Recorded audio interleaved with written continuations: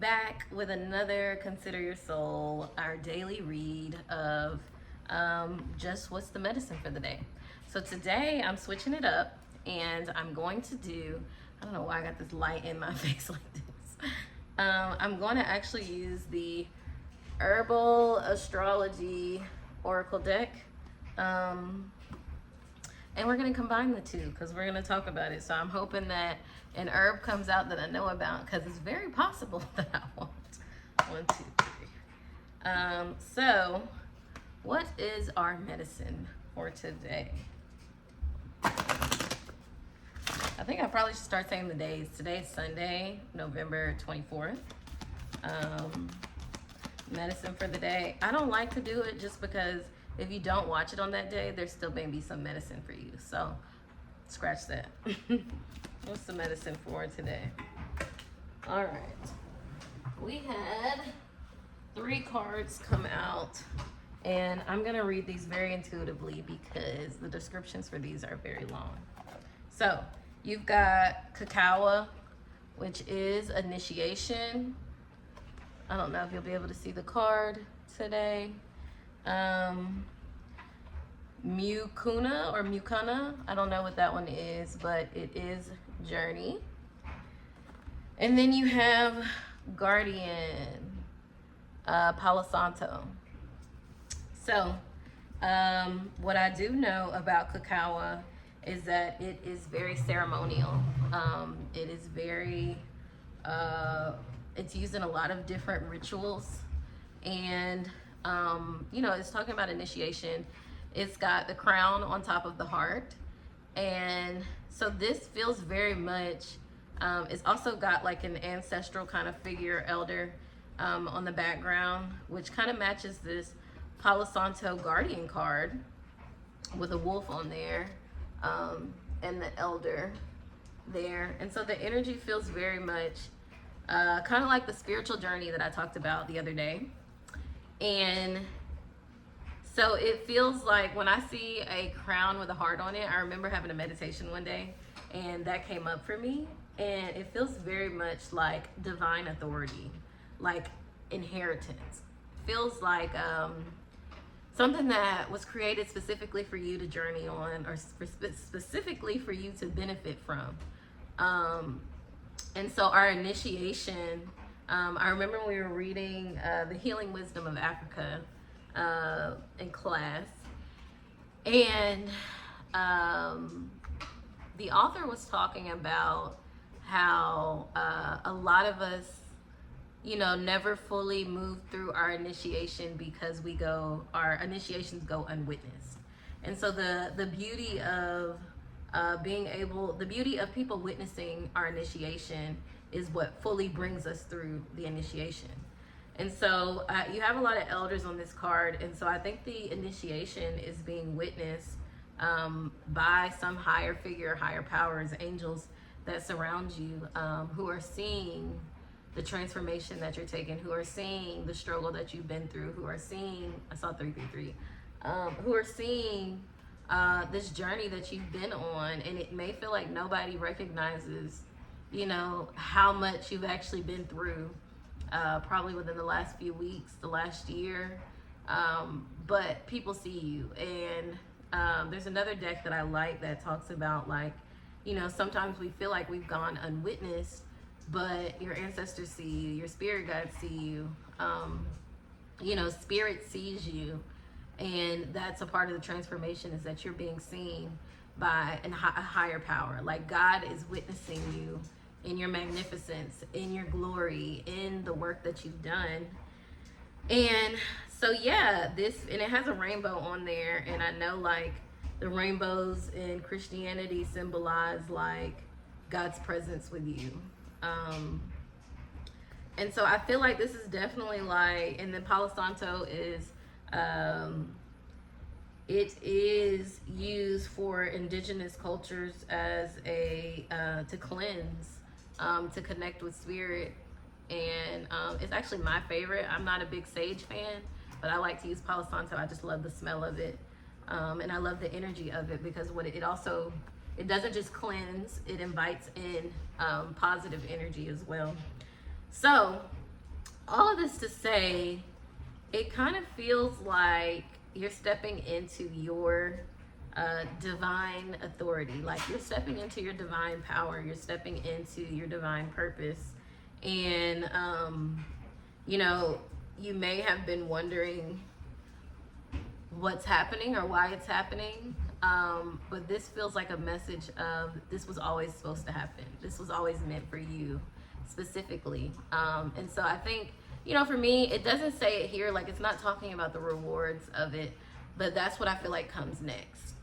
Like you've been witnessed at the work you're doing. You've been witnessed, you've been seen, you've been taken care of, you've been protected as you go on this journey, no matter how hard it felt, no matter how much grieving you were doing. And honestly, what's next is the joy. It is the abundance. We were talking about abundance yesterday. And with great change comes great rewards. Like one of the things, oh, that just reminded me of something. Hold on. Oh, so I was in a coaching session the other day. I was being coached, let me be clear. And one of the things that we talked about was change. I'm trying to open it up because I wrote something down that I felt like was so significant to my healing journey. And let's see, where is it at? Personal care. I got little folders. I have this thing called the Remarkable, and it's a notebook. It's a digital notebook. And so I've started doing different things on here, and I actually really enjoy it because I like to scribble when I'm thinking, and this is kind of the same thing, but it stays all in one place because I usually have papers everywhere. But anyway, I said, because she made me write it down, every change has always brought me closer to myself and my gifts. And what's on the other side of change is always good for you. And so I think that is the message of today, that I needed to get to share, is that anytime you're going on a, you know, seemingly dramatic shift or change in life, there's always goodness on the other side of that change. And so I had to reflect on experiences that I had, because I'm always going through changes. I'm always going through these, what feels like major moments. And what I realized is the amount of change that I'm experiencing in life is directly reflected to the inheritance that I receive, to the rewards that I receive, to the abundance that I receive. And it just requires me to go on change more than I probably want to, but it's definitely destined, and it's definitely for your divine purpose. Like it's definitely for your highest good. And once you get on the other side of it, there's a different part of myself that I always witness or experience that feels like breathtakingly like, I can't believe this is me. I can't believe I get to do this. I can't believe I get to live this life. And so when we hone in on our spiritual journey, all we're doing is looking at our purpose more deeply. You know, everybody's always talking about like purpose, but our purpose is directly connected to our spiritual journey because we are spiritual beings. And so, yeah, I think all the big changes that you're feeling, that you're experiencing, you may not feel settled in your body.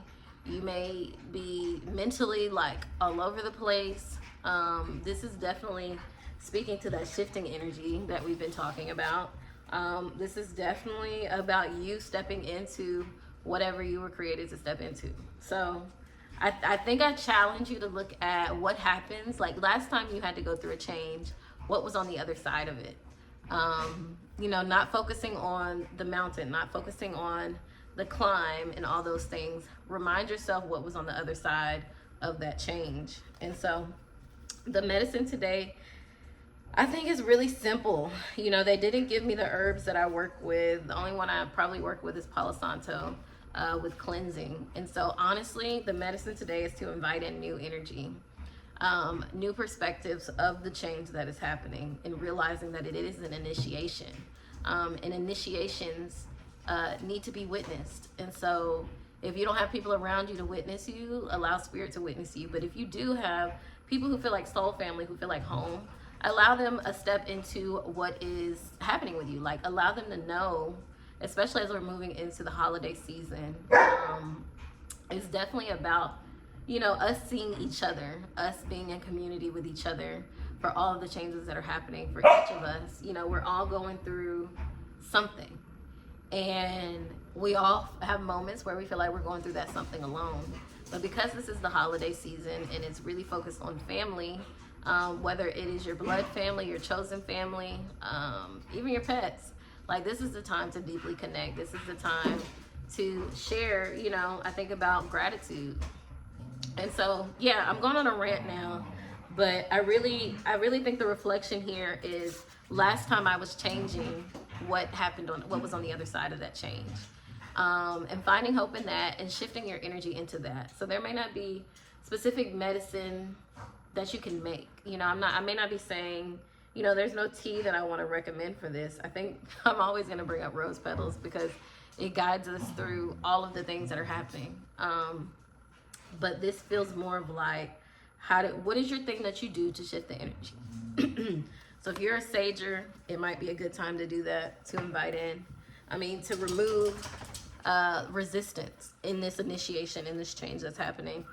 I like Palo Santo because, again, it removes negative energy, but also invites in positive energy. And so what ways can you do that this week? What ways can you do that today? And that is the medicine of the day. So consider your soul. All of this is soul work. So consider your soul. What does your soul need in this moment? Every day I remember my teacher telling us about like heart-centered work.